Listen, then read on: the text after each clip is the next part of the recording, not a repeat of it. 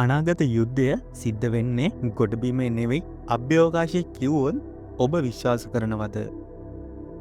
ලෝකයේ ධනවත්ම මිනිසා වන ඉලෝන් මස්ක්ගේ පුංචි චන්ද්‍රිකා පෙළක් කොහොමද රුසියානු යුක්‍රේන යුද්ධය ඉරණම වෙනස් කළේ? ඒ වගේම ඇමරිකාව සහ චීනය දැන් සඳමත යුද කඳුරු හදන්න දඟලන්නේ ඇයි? සහ අද අපි කතා කරන්නේ ඔබේ අන්තර්ජාලයේ සපයන ස්ටාලින්ක් තාක්ෂණය ලෝකයේ භයානකම යුද අවියක් වෙලා තියෙන හැටි පිළිබඳවයි. එහෙනම් අපි යමු වීඩියෝ එකට.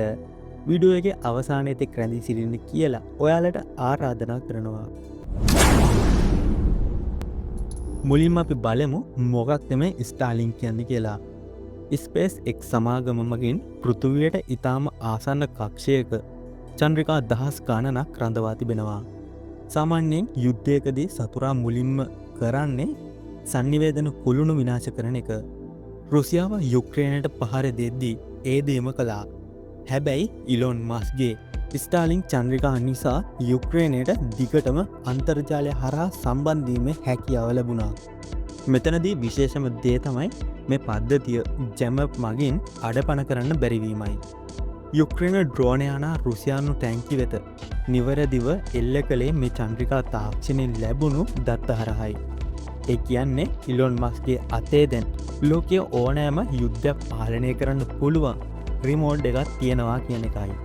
දැන් ස්පේස් එක්ස් සමාගම ස්ටාර්ශීල්ඩ් නමින් අලුත්ම ව්‍යාපෘතියක් පටන් ගන්න තියෙනවා. මේක හදලා තියෙන්නේ සාමාන්‍ය ජනතාවට නම් නෙවෙයි. ඇමරිකානු ආරක්ෂක අංශය නැත්නම් පෙන්ටගනය සඳහාම තමයි මේ අලුත්ම ව්‍යාපෘතිය පටන් ගන්න තියෙන්නේ. මේ හරහා ඕනෑම රටක රහස් තොරතුරු මිසයිල් ගමන් ගන්න ආකාරය සජීවීව නිරීක්ෂණය කරන්න පුළුවන් වෙනවා. රුසියාව සහ චීනය මේ ගැන ලොකු බයකින් ඉන්නේ.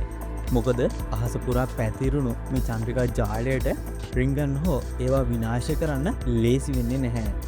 අපි දැන් යමු සඳට.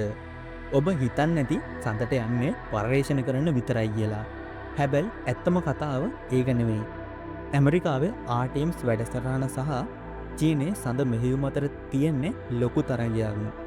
සඳ මත තියෙන හීලියම් ත්‍රිවැනි ඉන්ධන සහ ජලය ලබා ගැනීමට වඩා එහි යුද කඳවුරක් තිබීමෙන් මුළු පෘථිවියම පාලනය කරන්න පුළුවන් වෙනවා.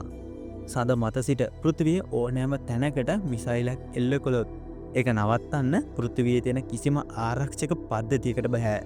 ඒ නිසා දැන් අලුත්ම ස්පේස් රේස් එකක් පටන් ගන්න තියෙන්නේ මේ බලවත්ම රටවල් අතර. ඉතින් මේ තාක්ෂණය මිනිසාගේ යහපතට හදපු දෙයක් වුණත් අද ඒක ලෝකය විනාශ කරන්න පුළුවන් ආයුධයක් වෙලා තියෙනවා. ඉලෝන් මස්ක්ගේ මේ බලය ලෝක සාමයට තර්ජනයක් වෙයිද? නැත්නම් මේක අපේ ආරක්ෂාවට උදව් වෙයිද? ඔබ මොකක්ද හිතන්නේ? සදමත යුද කඳවුරු ඉදිවෙන එක මොහොත දෙයක්ද? පහලින් කමෙන්ට් එකක් දාන්න.